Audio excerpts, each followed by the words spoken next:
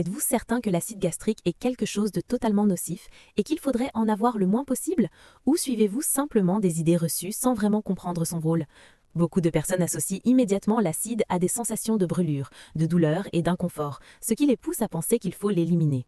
Pourtant, l'acide gastrique est essentiel au bon fonctionnement du système digestif. Il permet de décomposer les aliments, en particulier les protéines, et agit également comme une barrière de protection contre les bactéries qui pénètrent dans l'organisme par l'alimentation. Sans une quantité suffisante d'acide, la digestion devient moins efficace. Les aliments stagnent plus longtemps dans l'estomac, fermentent et provoquent des ballonnements ou une sensation d'inconfort. Le problème apparaît lorsque cet équilibre est perturbé.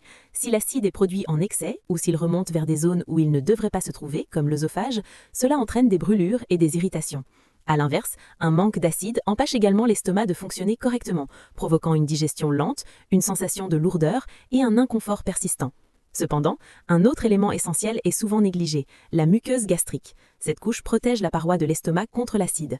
Lorsqu'elle est en bon état, l'acide ne pose aucun problème, mais lorsqu'elle est fragilisée ou endommagée, même une quantité normale peut provoquer des douleurs. Vous êtes-vous déjà demandé pourquoi vous pouvez manger la même chose un jour sans problème, puis ressentir une gêne le lendemain ? Cela ne dépend pas uniquement de l'acide, mais aussi de l'état de la muqueuse à ce moment-là.